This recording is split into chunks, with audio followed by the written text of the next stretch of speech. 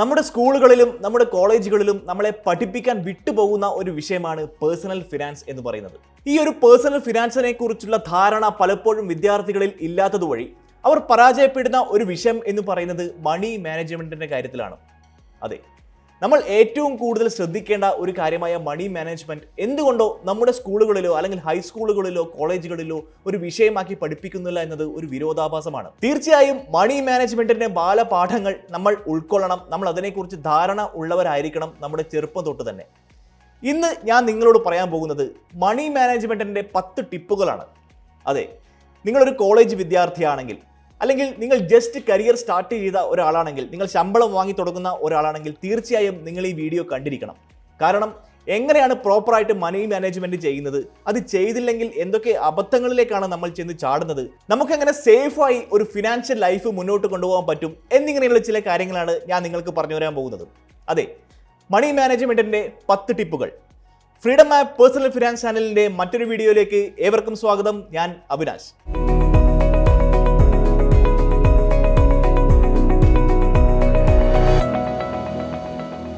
ഞാൻ ആദ്യം പറഞ്ഞതുപോലെ നമ്മുടെ ഫിനാൻഷ്യൽ ലൈഫിന്റെ ഏർലി സ്റ്റേജിൽ തന്നെ നാം അറിഞ്ഞിരിക്കേണ്ട ചില പോയിന്റുകൾ. ഈ പോയിന്റുകളെ കുറിച്ച് നമുക്ക് കൃത്യമായ ധാരണയുണ്ടെങ്കിൽ നമ്മുടെ ഭാവി ജീവിതത്തിലും നമുക്ക് കുറച്ച് ശമ്പളം കിട്ടി തുടങ്ങി നമ്മുടെ ലൈഫ് കുറച്ചുകൂടെ സെക്യൂർഡായി, ആ സെക്യൂർഡ് ആയിരിക്കുന്ന ഒരു സമയത്തും നമുക്ക് മണി മാനേജ്മെന്റ് കൃത്യമായി ചെയ്യാൻ പറ്റണം എന്ന ഒരു കാര്യത്തിനെ കുറിച്ച് നമുക്ക് ധാരണ ഉണ്ടായിരിക്കണം. കൂടാതെ കുറച്ചുകൂടി കടന്നു ചിന്തിക്കുകയാണെങ്കിൽ റിട്ടയർമെന്റ് എന്ന് പറയുന്ന ഒരു പ്രോസസ്സിൽ നമ്മൾ എല്ലാവരും എത്തും, അല്ലേ? നമ്മൾ നമ്മുടെ വിദ്യാഭ്യാസം കഴിയുന്നു, അത് കഴിഞ്ഞ് നമ്മളൊരു ജോലിയിലേക്ക് പ്രവേശിക്കുന്നു, നമ്മൾ സമ്പാദിച്ചു തുടങ്ങുന്നു. സമ്പാദിക്കുന്ന സമയത്ത് ചെറിയ ചെറിയ സേവിങ്സ് നമ്മൾ നടത്തുന്നു. ചില ആളുകൾ സേവിങ്സ് ഒന്നും നടത്താതെ കിട്ടുന്ന കാശെല്ലാം ലാവിഷായി ചിലവഴിക്കുന്നു. പക്ഷെ ശ്രദ്ധിക്കേണ്ട ഒരു കാര്യം എന്ന് പറയുന്നത് നമ്മുടെ ലൈഫിൽ ഒരു റിട്ടയർമെന്റ് സ്റ്റേജ് വരും എന്നതിനെ കുറിച്ചാണ്. ഞാൻ ആദ്യം പറഞ്ഞതുപോലെ നമ്മുടെ കോളേജ് കഴിയുന്നു, ജോലിയിൽ പ്രവേശിക്കുന്നു, കുറച്ചു കാലം പണിയെടുക്കുന്നു, കാശുണ്ടാക്കുന്നു, പിന്നെ റിട്ടയർ ചെയ്യുന്നു. ചില ആളുകൾ റിട്ടയർമെന്റിന് ശേഷവും ജോലി ചെയ്യുന്ന കാഴ്ച നമ്മൾ കാണാറുണ്ട്, അല്ലെ? അത്തരത്തിലുള്ള ആളുകൾ ഒരുപക്ഷെ ജോലി ചെയ്യാനുള്ള പാഷനോട് കൂടി ചെയ്യുന്നതുണ്ടാവാം. ചില ആളുകൾ പൈസയ്ക്ക് വേണ്ടി, അല്ലെങ്കിൽ റിട്ടയർ ചെയ്തിട്ടും എൻ്റെ അവസ്ഥ വളരെ പരിതാപകരമാണ്, ഞാൻ ഇത്രയും കാലം ജോലി ചെയ്തു, ഇനി ജോലി ചെയ്യാനുള്ള ശാരീരികവും മാനസികപരവുമായ ആരോഗ്യം എന്ന് പറയുന്നത് അത്ര കണ്ട് ഇല്ല. പണ്ട് നമ്മൾ എനർജറ്റിക്കായി ഉണ്ടായിരുന്ന ഒരു കാലഘട്ടവുമായി കമ്പയർ ചെയ്യുമ്പോൾ റിട്ടയർമെന്റ് പ്രായത്തിന്റെ സമയത്ത് നമുക്ക് പണ്ട് ചെയ്ത ഒരു അളവിൽ നമുക്ക് ജോലി ചെയ്യാൻ പറ്റില്ല. അങ്ങനെ പറ്റാതിരിക്കുന്ന ഒരു സമയത്തും ജോലി ചെയ്യേണ്ടി വരുന്ന ചില ആളുകൾ, അത് ഞാൻ ആദ്യം പറഞ്ഞതുപോലെ ജോലിയോടുള്ള താല്പര്യം കൊണ്ട് ചെയ്യുന്നതായിരിക്കില്ല. അവർക്ക് ചിലപ്പോൾ സഫീഷ്യൻ്റ് ആയിട്ടുള്ള ഫണ്ട് അവരുടെ കയ്യിൽ ഉണ്ടാവില്ല. അതെ, റിട്ടയർമെന്റ് ഫണ്ടിന്റെ പ്രാധാന്യം എന്ന് പറയുന്നത് അതാണ്. നിങ്ങൾ ജോലിയിൽ കയറുന്ന സമയത്ത് തന്നെ നിങ്ങൾ റിട്ടയർമെന്റിനെ കുറിച്ച് ചിന്തിച്ച് തുടങ്ങണം എന്നതാണ് എനിക്ക് നിങ്ങളോട് പറയാനുള്ളത്. റിട്ടയർമെന്റിന് ശേഷം നമുക്ക് സാമ്പത്തിക സുരക്ഷിതത്വം ഉറപ്പുവരുത്തണം എന്നുള്ള കാര്യം നാം ആലോചിക്കേണ്ടതായിട്ടുണ്ട്. അപ്പോൾ ആദ്യത്തെ പോയിന്റ് എനിക്ക് നിങ്ങളോട് പറഞ്ഞു തരാനുള്ളത്, ട്രാക്ക് യുവർ എക്സ്പെൻഡിച്ചേഴ്സ്. നിങ്ങളുടെ ചിലവുകൾ എന്തൊക്കെയാണോ അത് കൃത്യമായി ട്രാക്ക് ചെയ്യുക എന്നൊരു പ്രോസസ്സ് വളരെ വളരെ ഇമ്പോർട്ടൻ്റ് ആണ്. ഭൂരിഭാഗം ആളുകളും പരാജയപ്പെടുന്ന അല്ലെങ്കിൽ ചെയ്യാൻ മടിക്കുന്ന ഒരു കാര്യമാണിത്. നമ്മൾ ഡെയിലി എക്സ്പെൻഡിച്ചർ എത്രയാണെന്നുള്ളത് ട്രാക്ക് ചെയ്ത് വെക്കുക. എങ്ങനെയാണ് ഇത് ട്രാക്ക് ചെയ്ത് വെക്കുന്നത്? നിങ്ങൾക്ക് സിമ്പിളായിട്ട് ഒരു പെന്നും പേപ്പറും എടുത്ത് എഴുതി വെക്കുന്നതായിരിക്കും ഏറ്റവും നല്ലത്. അതല്ല മൊബൈൽ ഫോണിലോ മറ്റോ നോട്ടായി ചെയ്യുന്നുണ്ടെങ്കിൽ അതും നിങ്ങൾക്ക് ചെയ്യാം. ആ ദിവസത്തെ മൊത്തം ചെലവ് എത്രയാണ്, ഏതൊക്കെ കാര്യങ്ങൾക്കാണ് ചെലവഴിച്ചിട്ടുള്ളത്. രാവിലെ നമ്മൾ എണീക്കുന്നു, നമ്മൾ പുറത്തു പോകുന്നു, ചിലപ്പോൾ ഒരു ചായ കുടിക്കുന്നു, നമ്മൾ ജോലി സ്ഥലത്തേക്ക് പോകുന്നു, ബസ്സിനാണെങ്കിൽ ബസ്സിനുള്ള കാശ് കൊടുക്കുന്നു, ബ്രേക്ക്ഫാസ്റ്റ് കഴിക്കുന്നു, അതിനുശേഷം ഉച്ചക്കത്തെ ഭക്ഷണം കഴിക്കുന്നു, അതിനിടയിൽ മറ്റ് ചെലവുകളുണ്ടെങ്കിൽ അത്, അങ്ങനെ എല്ലാ ചെലവും ഈച്ച് ആൻഡ് എവറി എക്സ്പെൻഡിച്ചർ നിങ്ങൾ എഴുതി വെക്കുക. At the end of the day ഇന്ന് ഞാൻ എത്ര രൂപയാണ് ചെലവാക്കിയത് എന്നതിനെക്കുറിച്ച് കൃത്യമായ ഒരു ധാരണ ഉണ്ടാക്കുക. അതിനുശേഷം നിങ്ങൾ ചെയ്യേണ്ടത് എന്താണെന്ന് വെച്ചാൽ, നിങ്ങളുടെ ശമ്പളവുമായി ഈ എമൗണ്ട് തട്ടി നോക്കുന്ന സമയത്ത് at the end of the month നിങ്ങൾക്ക് എത്ര രൂപയാണ് ബാക്കി ഉണ്ടാകുന്നത്. ഈ ചെലവുകളെല്ലാം കഴിച്ച് നിങ്ങളുടെ ജോലി സ്ഥലം എന്ന് പറയുന്നത് നാട്ടിലാവണം എന്നില്ല. നമ്മൾ ചിലപ്പോൾ പേയിങ് ഗസ്റ്റ് ആയിട്ട് താമസിക്കുന്നുണ്ടാവാം, ചില ആളുകൾ വീട് വാടകയ്ക്ക് എടുത്ത് താമസിക്കുന്നുണ്ടാവാം. അപ്പോൾ ഈ വീടിന്റെ വാടക, അതുപോലെ തന്നെ ഇലക്ട്രിസിറ്റി, മറ്റു തരത്തിലുള്ള ചെലവുകൾ എല്ലാം കഴിച്ചുകൊണ്ട് at the end of the month നിങ്ങൾക്ക് എത്ര രൂപയാണ് മിച്ചം വരുന്നത് എന്നതിനെ കുറിച്ച് കൃത്യമായ ധാരണ ഉണ്ടാകണം. ആ മിച്ചം വരുന്ന എമൗണ്ടിൽ നിങ്ങൾക്ക് എത്ര എമൗണ്ട് സേവ് ചെയ്യാൻ പറ്റും, ഈ സേവിങ്സിനായിട്ട് നിങ്ങളുടെ കയ്യിൽ കാശ് ബാക്കിയുണ്ടോ എന്നതിനെക്കുറിച്ചും ധാരണ ഉണ്ടായിരിക്കണം. അതല്ല, നിങ്ങൾക്ക് സേവിങ്സിനായി എമൗണ്ട് ഇല്ലെങ്കിൽ നിങ്ങൾ റീതിങ്ക് ചെയ്യണം. എവിടെയാണ് എൻ്റെ ചിലവ് ഞാൻ കുറയ്ക്കേണ്ടത്, ഏതൊക്കെ കാര്യങ്ങൾക്കാണ് ഞാൻ എമൗണ്ട് കൂടുതൽ ചിലവാക്കിയത്. അത് ഞാൻ പറഞ്ഞു വന്നത്, നിങ്ങൾ ദിവസേന ഈ ഒരു ചെലവ് നിങ്ങൾ എഴുതി വെക്കുന്നത് വഴി നിങ്ങൾക്ക് കൃത്യമായ ധാരണ ഉണ്ടാകും എന്തിനൊക്കെയാണ് ഏതിനൊക്കെയാണ് പണം ചിലവഴിച്ചത്, നമ്മൾ പണം സേവ് ചെയ്യുന്നതിനായിട്ട് എന്തൊക്കെ കാര്യങ്ങളാണ് ചെയ്യേണ്ടത്, ഏത് പോയിന്റിലാണ് എനിക്ക് ചിലവ് കുറയ്ക്കാൻ പറ്റുന്നത്. ആ സമയത്ത് അത് ചെയ്തില്ലായിരുന്നുവെങ്കിൽ, ഫോർ എക്സാമ്പിൾ ആ എമൗണ്ട് ഞാൻ ഈ കാര്യത്തിനായി ചിലവഴിച്ചില്ലായിരുന്നുവെങ്കിൽ ആ പണം എനിക്ക് ലാഭിക്കാമായിരുന്നു, മറ്റേ ആ കാര്യം ചെയ്തതുകൊണ്ട് പ്രത്യേകിച്ച് ഗുണമൊന്നും ഇല്ലാതാനും. അങ്ങനെയുള്ള കാര്യങ്ങൾ വരുന്ന സമയത്ത്, അതായത് അനാവശ്യമായ എക്സ്പെൻഡിച്ചേഴ്സ് കുറയ്ക്കുക എന്നതാണ് അതിന്റെ ഏറ്റവും വലിയ പ്രത്യേകത. So track your daily expenditure, that is something very very important. ചെറുപ്പക്കാരായ ആളുകൾ ശ്രദ്ധിക്കേണ്ട മറ്റൊരു കാര്യം എന്ന് പറയുന്നത് make A budget and stick on it. ഒരു ബഡ്ജറ്റ് ഉണ്ടാക്കിയതിന് ശേഷം ആ ബഡ്ജറ്റിൽ നിങ്ങൾ ഉറച്ചു നിൽക്കുക. ഫോർ എക്സാമ്പിൾ ഞാൻ പറയുകയാണെങ്കിൽ, നിങ്ങൾക്ക് ആവശ്യമായ സാധനങ്ങൾ വാങ്ങിക്കുവാൻ ഒരു ഷോപ്പിങ്ങിന് പോകുന്നു. സാധാരണ സംഭവിക്കുന്നത് എന്താണെന്ന് വെച്ചാൽ, നമ്മളൊരു സൂപ്പർ മാർക്കറ്റിലേക്ക് കയറുന്നു. സൂപ്പർ മാർക്കറ്റിലേക്ക് കയറിയാൽ നമ്മൾ കണ്ണിൽ കണ്ടത് എടുത്ത് വാങ്ങുന്നു. അതിൻ്റെ അട്രാക്ഷനും കാര്യങ്ങളൊക്കെ കാണുന്ന സമയത്ത് നമ്മൾ എന്താണ് വാങ്ങാൻ ഉദ്ദേശിച്ചത് അതിൽ നിന്നെല്ലാം വിട്ടുകൊണ്ട് നമ്മൾ പല പല സാധനങ്ങൾ വാങ്ങുന്നു. നമ്മുടെ ബഡ്ജറ്റ് നമ്മൾ മറക്കുന്നു. പക്ഷേ നിങ്ങൾ ഷോപ്പിങ്ങിന് പോകുന്നതിന് മുമ്പായിട്ട് നിങ്ങളൊരു ലിസ്റ്റ് തയ്യാറാക്കുന്നു. എനിക്ക് ഇന്ന സാധനങ്ങളൊക്കെയാണ് വേണ്ടത്, എൻ്റെ വീട്ടിലേക്ക് വേണ്ട, അല്ലെങ്കിൽ എനിക്ക് ആവശ്യമായ സാധനങ്ങൾ ഇത്രയുമാണ്, ഇതിനപ്പുറത്തോട്ട് ഒന്നും എനിക്ക് വേണ്ട. ഈ സാധനങ്ങൾ ലിസ്റ്റ് ചെയ്തുകൊണ്ട് നിങ്ങൾ പോകുന്നു. ആ ലിസ്റ്റ് ചെയ്തിട്ടുള്ള സാധനങ്ങൾ മാത്രം വാങ്ങി നിങ്ങൾ വരുന്നു. അങ്ങനെ വരികയാണെങ്കിൽ നിങ്ങൾക്ക് മറ്റ് അട്രാക്ഷനുകളിലേക്ക് അല്ലെങ്കിൽ മറ്റ് പ്രകോപനങ്ങളിലേക്ക് പോകാനുള്ള സാധ്യത വളരെ കുറവായിരിക്കും. You will be sticking on your budget. നിങ്ങൾ എത്ര എമൗണ്ട് ആണ് ഈ ഷോപ്പിങ്ങിനായിട്ട് നിങ്ങൾ നീക്കി വെച്ചത്, ആ എമൗണ്ട് മാത്രമേ, അല്ലെങ്കിൽ അതിൽ കുറവ് മാത്രമേ നിങ്ങൾ ചിലവാക്കുകയുള്ളൂ. സോ പറഞ്ഞു വന്നത് എന്താണെന്ന് വെച്ചാൽ, നിങ്ങളുടെ മൊത്തം ലൈഫും നിങ്ങൾ എങ്ങനെയാണോ ജീവിക്കുന്നത് അല്ലെങ്കിൽ എവിടെയാണോ ജീവിക്കുന്നത് ആ ലൈഫിൻ്റെ മൊത്തം സ്ട്രക്ചറും ഒരു ബഡ്ജറ്റ് ഉണ്ടാക്കി അതിനകത്തോട്ട് ഒതുക്കാൻ വേണ്ടി നിങ്ങൾ ശ്രമിക്കുക. അങ്ങനെ ചെയ്യുന്നത് വഴി ഉണ്ടാകുന്ന ഗുണം എന്താണെന്ന് വെച്ചാൽ, മണി എക്സ്പെൻഡിച്ചറിൻ്റെ കാര്യത്തിൽ നമുക്കൊരു ധാരണ ഉണ്ടാകുന്നു. അതുപോലെ തന്നെ പണം ചിലവാക്കുന്ന കാര്യത്തിൽ ഒരു കൺട്രോളും നമുക്ക് ലഭിക്കും. അതുപോലെ തന്നെ ഈ ഉണ്ടാക്കി വെച്ച ബഡ്ജറ്റിനെ രണ്ടായി ഡിവൈഡ് ചെയ്യുക. ഒന്ന് നെസസിറ്റി, മറ്റേത് ലക്ഷറി.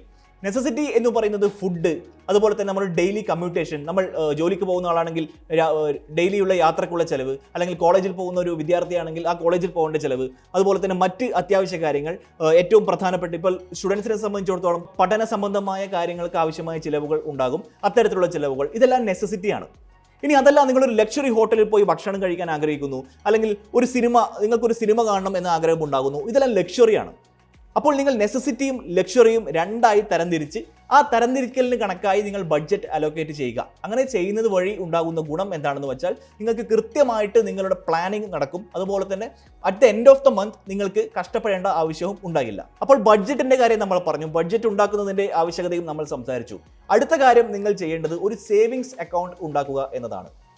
നമ്മുടെ പഠന സമയത്തും അല്ലെങ്കിൽ നമ്മുടെ കരിയറിന്റെ തുടക്കകാലത്തും നമുക്കുണ്ടാകുന്ന ഒരു ഗുണം എന്താണെന്ന് വെച്ചാൽ, അധികം റെസ്പോൺസിബിലിറ്റീസ് നമ്മുടെ കയ്യിൽ ഇല്ല. കാരണം ഈ പ്രായത്തിലുള്ള ആളുകൾ എന്ന് പറയുന്നത് അധികവും ബാച്ചിലേഴ്സ് അല്ലെങ്കിൽ വിവാഹിതരല്ലാത്ത ആളുകളായിരിക്കും. ഈ പ്രായത്തിലുള്ള ആളുകൾ അധികം വിവാഹിതരായിരിക്കില്ല, അല്ലെങ്കിൽ അവർക്ക് കുട്ടികൾ പോലെയുള്ള റെസ്പോൺസിബിലിറ്റീസ്, കുടുംബത്തിന്റെ ചുമതല, അത്തരത്തിലുള്ള കാര്യങ്ങളൊക്കെ വളരെ കുറവായിരിക്കും. ഈ ഒരു സാഹചര്യത്തിൽ നിങ്ങൾക്ക് ചെയ്യാൻ പറ്റുന്ന ഏറ്റവും വലിയ കാര്യം ഒരു സേവിങ്സ് അക്കൗണ്ട് ഉണ്ടാക്കി നിങ്ങൾക്ക് കിട്ടുന്ന എമൗണ്ടിന്റെ ബാക്കി വരുന്ന തുക ആ സേവിങ്സ് അക്കൗണ്ടിലോട്ട് നിങ്ങൾ മാറ്റി വെക്കുക എന്നതാണ്. ഫോർ എക്സാമ്പിൾ, നിങ്ങൾ ജോലി ചെയ്യുന്ന ഒരാളാണെങ്കിൽ നിങ്ങൾക്ക് സ്വാഭാവികമായിട്ടും സാലറി അക്കൗണ്ട് ഉണ്ടാകാം. സാലറി അക്കൗണ്ടിൽ വരുന്ന എമൗണ്ട് എത്രയാണോ, അല്ലെങ്കിൽ ആ നിങ്ങളുടെ സാലറി എമൗണ്ട് ബാക്കി എല്ലാ ചിലവുകളും കഴിച്ചുകൊണ്ട് ആ ബാക്കിയുള്ള എമൗണ്ട് നിങ്ങളൊരു സേവിങ്സ് അക്കൗണ്ടിലേക്ക് മാറ്റി വെക്കുക. സേവിങ്സ് അക്കൗണ്ട് നിങ്ങൾക്ക് പേഴ്സണലായി ഏത് ബാങ്കിൽ പോയാലും തുടങ്ങാൻ പറ്റും. സേവിങ്സ് അക്കൗണ്ടിലേക്ക് നിങ്ങൾ ആ എമൗണ്ട് മാറ്റി വെക്കുക. മാക്സിമം നിങ്ങൾ ATM കാർഡ് ചൂസ് ചെയ്യാതിരിക്കുക. അതുപോലെ തന്നെ നിങ്ങൾ UPIയും അതുമായിട്ട് ലിങ്ക് ചെയ്യാതിരിക്കുക. കാരണം ഇന്നത്തെ കാലത്ത് ഗൂഗിൾ പേ, പേടിഎം, ഫോൺ പേ തുടങ്ങിയ മാർഗ്ഗങ്ങളിലൂടെയാണ് നമ്മൾ പ്രധാനമായും ചിലവഴിക്കുന്നത്. അതിൽ നിന്നാണ് നമ്മുടെ എല്ലാ ചിലവും നമ്മൾ നടത്തുന്നത് എന്നുള്ള അവസ്ഥയാണ് ഇപ്പോൾ നിലവിലുള്ളത്. സോ ഈ സേവിങ്സ് അക്കൗണ്ട്, നിങ്ങളുടെ സാലറി അക്കൗണ്ടിനെ കുറിച്ചല്ല പറയുന്നത്, നിങ്ങൾ സെപ്പറേറ്റ് ഉണ്ടാക്കുന്ന സേവിങ്സ് അക്കൗണ്ട് ഒരിക്കലും നിങ്ങൾ UPIയുമായി കണക്ട് ചെയ്യാതിരിക്കുക. അതുപോലെ തന്നെ അതിന് ATM കാർഡും നിങ്ങൾ വാങ്ങാതിരിക്കുക. It should be there as a savings account. നിങ്ങൾക്ക് കിട്ടുന്ന എമൗണ്ട് നിങ്ങൾ അതിലേക്ക് ഇടുക. എപ്പോഴാണോ നിങ്ങൾക്ക് എമർജൻസി വരുന്നത്, അല്ലെങ്കിൽ കൂടുതൽ പണം ആവശ്യം വരുന്ന ഒരു സാഹചര്യം എപ്പോഴാണോ ഉണ്ടാകുന്നത്, അപ്പോൾ മാത്രം ഉപയോഗിക്കാനുള്ള ഒരു എമർജൻസി ഫണ്ടായിട്ടും നിങ്ങൾക്ക് ആ സേവിങ്സ് അക്കൗണ്ട് ഉപയോഗിക്കാം. എമർജൻസി ഫണ്ടിനെ കുറിച്ചുള്ള ഡീറ്റെയിൽ ആയിട്ടുള്ള ഒരു video freedom app personal finance ചാനലിൽ അവൈലബിൾ ആണ്. നിങ്ങൾക്ക് അത് എപ്പോൾ വേണമെങ്കിലും കാണാവുന്നതാണ്. മറ്റൊരു കാര്യം നമ്മൾ പ്രധാനമായും ശ്രദ്ധിക്കേണ്ടത്, don't fall into the trap of attractive schemes. നമുക്കറിയാം, ഒരുപാട് സ്കീമുകളും കാര്യങ്ങളുമായിട്ട് പല ഫിനാൻസ് സ്ഥാപനങ്ങളും നമുക്ക് മെസ്സേജുകൾ വരുന്നു, അല്ലെങ്കിൽ കോളുകൾ വരുന്നു. ക്രെഡിറ്റ് കാർഡ് പോലെയുള്ള ക്രെഡിറ്റ് കാർഡ് വേണോ എന്നൊക്കെ ചോദിച്ച ആളുകൾ വിളിക്കുന്നതൊക്കെ ഒരുപാട് കാണാറുണ്ട്. പ്രത്യേകിച്ച് പുതുതായി ജോലിക്ക് കയറിയ ആളുകൾക്കായിരിക്കും ഇത്തരത്തിലുള്ള സ്കീമുകളും അല്ലെങ്കിൽ ഇത്തരത്തിലുള്ള ഓഫറുകളൊക്കെ ആയിട്ട് ആളുകൾ വിളിക്കുന്നത്. നമ്മൾ അതിൻ്റെ ജെന്യൂനിറ്റിയെ കുറിച്ച് കൂടുതൽ അന്വേഷിക്കണം. കാരണം ഈ ഒരു ഓഫർ വരുന്ന സമയത്ത് അത് സ്കാം ആയിരിക്കാനുള്ള സാധ്യത വളരെ കൂടുതലാണ്. സ്കാം എന്ന് പറഞ്ഞാൽ എന്താണെന്ന് നമുക്ക് എല്ലാവർക്കും അറിയാം. യാതൊരു തരത്തിലുള്ള ജെന്യൂനിറ്റിയും ഇല്ലാതെ പണം തട്ടുന്ന ഒരുപാട് ഇടപാടുകാർ ഇന്ന് മാർക്കറ്റിലുണ്ട്. അപ്പോൾ ഇത്തരത്തിലുള്ള ആളുകളുടെ ഇടയിൽ പെടാതെ ശ്രദ്ധിക്കണം. ഇത്തരത്തിലുള്ള സ്കാമുകളിൽ ട്രാപ്പ് ആവാതെ നമ്മൾ ശ്രദ്ധിക്കേണ്ടത് വളരെ പ്രധാനപ്പെട്ട ഒരു കാര്യമാണ്. ഇത്തരത്തിലുള്ള സ്കീമുകളും കാര്യങ്ങളൊക്കെ കാണുന്ന സമയത്ത് നമുക്ക് തോന്നും അത് വളരെ അട്രാക്റ്റീവായിട്ട് തോന്നും. പക്ഷേ അതിൻ്റെ ജെനുവിനിറ്റി എന്ന് പറയുന്നത് പക്ഷേ അത് എത്രത്തോളം റിലയബിൾ ആണ് എന്നുള്ളത് നമുക്ക് ഒരു ചോദ്യചിഹ്നമായി തന്നെ നിലനിൽക്കുന്ന ഒരു സാഹചര്യമാണ് നിലവിലുള്ളത്.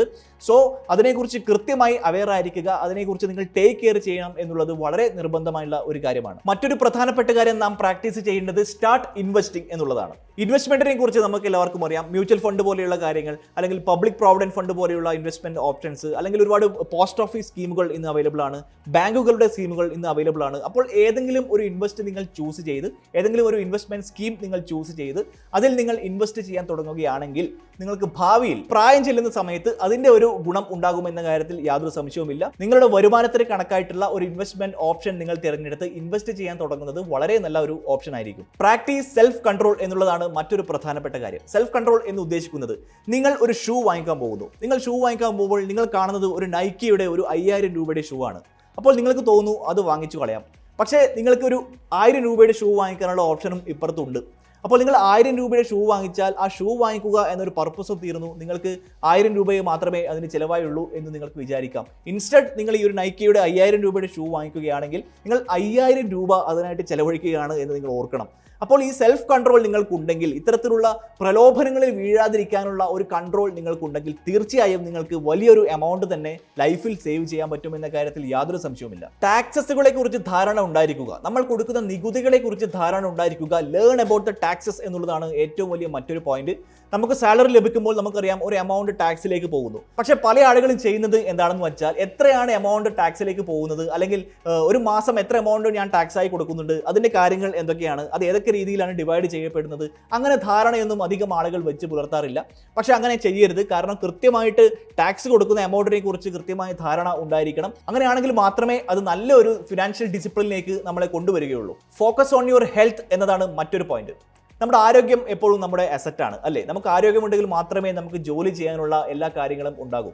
അപ്പോൾ ആരോഗ്യം എപ്പോഴും നമ്മൾ പ്രാധാന്യം കൊടുക്കേണ്ട ഒരു സംഗതിയാണ്. അതുകൊണ്ട് തന്നെ ഹെൽത്ത് ഇൻഷുറൻസ് എന്ന് പറയുന്നത് വളരെ വളരെ ഇമ്പോർട്ടൻ്റ് ആണ്. ഹെൽത്ത് ഇൻഷുറൻസ് എപ്പോഴും എടുത്തു വെക്കുക. നമുക്ക് എമർജൻസി ആയി വല്ല ഹെൽത്ത് ഇഷ്യൂസും വന്നു കഴിഞ്ഞാൽ നമ്മൾ ആശുപത്രികളിൽ അഡ്മിറ്റ് ആവുകയാണെങ്കിൽ നമുക്ക് ഒരുപാട് എമൗണ്ട്, നമ്മൾ പോലും പ്രതീക്ഷിക്കാത്ത വലിയൊരു തുകയായിരിക്കും നമ്മൾ ഇത്തരത്തിലുള്ള മെഡിക്കൽ സ്ഥാപനങ്ങളിൽ കൊടുക്കേണ്ടതായിട്ട് വരിക. ഇൻസ്റ്റഡ് നിങ്ങൾക്കൊരു ഹെൽത്ത് ഇൻഷുറൻസ് ഉണ്ടെങ്കിൽ ഇത്തരത്തിലുള്ള ആശുപത്രി ചെലവുകളെല്ലാം ഈ ഹെൽത്ത് ഇൻഷുറൻസ് വഴി നമുക്ക് കൊടുക്കാവുന്നതാണ്. അപ്പോൾ ഹെൽത്ത് ഇൻഷുറൻസിനെ കുറിച്ച് നിങ്ങൾക്ക് പെർട്ടിക്കുലർലി അറിയണമെന്നുണ്ടെങ്കിൽ ഫ്രീഡം ആപ്പിൽ മലയാളത്തിൽ ഡീറ്റെയിൽഡ് ആയിട്ടുള്ള ഒരു കോഴ്സ് ഹെൽത്ത് ഇൻഷുറൻസിനെ കുറിച്ച് അവൈലബിൾ ആണ്. നിങ്ങൾ ഇന്ന് തന്നെ പ്ലേ സ്റ്റോറിൽ നിന്നോ ആപ്പ് സ്റ്റോറിൽ നിന്നോ ഫ്രീഡം ആപ്പ് ഇൻസ്റ്റാൾ ചെയ്ത് ഹെൽത്ത് ഇൻഷുറൻസ് കോഴ്സ് നിങ്ങൾക്ക് കാണാവുന്നതാണ്. എന്താണ് ഹെൽത്ത് ഇൻഷുറൻസ്, ഏതൊക്കെ രീതിയിലാണ് ഹെൽത്ത് ഇൻഷുറൻസ് അവൈലബിൾ ആയിട്ടുള്ളത്, നിങ്ങൾ ഹെൽത്ത് ഇൻഷുറൻസ് എടുക്കുമ്പോൾ ശ്രദ്ധിക്കേണ്ട കാര്യങ്ങൾ എന്തൊക്കെയാണ്, എങ്ങനെയാണ് അതിൻ്റെ എമൗണ്ട് ക്ലെയിം ചെയ്യുന്നത്, അങ്ങനെ A to Z കാര്യങ്ങൾ അടങ്ങിയിട്ടുള്ള ഒരു കോഴ്സ് ഇപ്പോൾ ഫ്രീഡം ആപ്പിൽ അവൈലബിൾ ആണ്. നിങ്ങൾക്ക് ഇത് റെഫർ ചെയ്യാവുന്നതാണ്. മറ്റൊരു പ്രധാനപ്പെട്ട കാര്യം ചെറുപ്പക്കാർ ശ്രദ്ധിക്കേണ്ടത് നമ്മുടെ ദുശ്ശീലങ്ങൾ ഒഴിവാക്കുക എന്നതാണ്. നമുക്കറിയാം ചെറുപ്പക്കാർ എന്ന് പറയുന്നത് വളരെ വൈബ്രൻ്റ് ആയിട്ടുള്ള ഒരു കമ്മ്യൂണിറ്റിയാണ്, അല്ലേ? അപ്പോൾ ഈ സമയത്ത് സിനിമകൾ കണ്ടിട്ടോ മറ്റോ പുകവലി, മദ്യപാനം അതുപോലെയുള്ള ഒരുപാട് കാര്യങ്ങളിലേക്ക് നമ്മൾ വഴുതി വീഴാനുള്ള സാധ്യത വളരെ കൂടുതലാണ്. അപ്പോൾ ഇതിൻ്റെയൊക്കെ ചെലവും നമ്മൾ വഹിക്കേണ്ടതായിട്ടുണ്ട്. വളരെ ചിലവേറിയ ഒരു സംഗതി തന്നെയാണ് ഇത്തരത്തിലുള്ള എല്ലാ ദുശ്ശീലങ്ങൾക്കും ഉള്ളത്. അതുകൊണ്ട് തന്നെ ഇത്തരത്തിലുള്ള ദുശ്ശീലങ്ങൾ നിങ്ങൾ ഒഴിവാക്കുന്നത് വഴി നിങ്ങളുടെ ആരോഗ്യത്തിനും അത് നല്ലതാണ്. അതുപോലെ തന്നെ നിങ്ങളുടെ പോക്കറ്റ് കാലിയാവാതിരിക്കാനും ഇത് ഉപകാരപ്പെടും. And last but not the least, become financially literate. നിങ്ങൾ സാമ്പത്തികപരമായ നോളജ് ഉള്ള ഒരു ആളായിരിക്കുക എന്ന് പറയുന്നത് വളരെ പ്രധാനപ്പെട്ട ഒരു കാര്യമാണ്.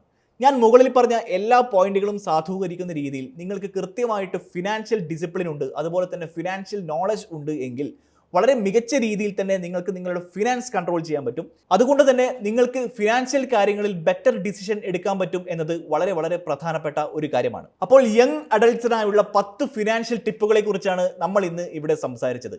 നിങ്ങൾക്ക് ഈ ടിപ്പുകൾ ഉപകാരപ്പെടും എന്നുണ്ടെങ്കിൽ അത് വളരെ മികച്ച ഒരു കാര്യമാണ്. കാരണം നിങ്ങളൊരു ജോലി ചെയ്യുന്ന ആളാണ്, അല്ലെങ്കിൽ നിങ്ങൾ ജോലിയിലേക്ക് ജസ്റ്റ് പ്രവേശിച്ച ആളാണ്, അല്ലെങ്കിൽ നിങ്ങളൊരു വിദ്യാർത്ഥിയാണ്. അത്തരത്തിലുള്ള ആളുകൾ തീർച്ചയായും ഈ ഒരു 10 ടിപ്പുകൾ ഫോളോ ചെയ്യുന്നത് വഴി ഉണ്ടാകുന്ന ഗുണം എന്താണെന്ന് വെച്ചാൽ വളരെ മികച്ച രീതിയിൽ നിങ്ങളുടെ സാമ്പത്തിക കാര്യങ്ങൾ നിങ്ങൾക്ക് കൈകാര്യം ചെയ്യാൻ സാധിക്കും. അധികം മറ്റുള്ളവരെ ആശ്രയിക്കാതെ കടം വാങ്ങിക്കുന്ന പോലെയുള്ള പ്രോസസ്സുകൾ ചെയ്യാതെ തന്നെ നമ്മുടെ കാശ് ഉപയോഗിച്ചുകൊണ്ട് തന്നെ നമ്മുടെ ജീവിതം വളരെ സിമ്പിളായിട്ട് അല്ലെങ്കിൽ പീസ്ഫുൾ ആയിട്ട് കൊണ്ടുപോകാൻ പറ്റും എന്നതാണ് ഇതിൻ്റെ ഏറ്റവും വലിയ പ്രത്യേകത. വീഡിയോ ഇഷ്ടപ്പെട്ടെങ്കിൽ ലൈക്ക് ചെയ്യുക, ഷെയർ ചെയ്യുക, സബ്സ്ക്രൈബ് ചെയ്യുക, നോട്ടിഫിക്കേഷൻ ലഭിക്കാൻ ബെൽ ഐക്കൺ അമർത്തുക. Freedom app, get wise, break free.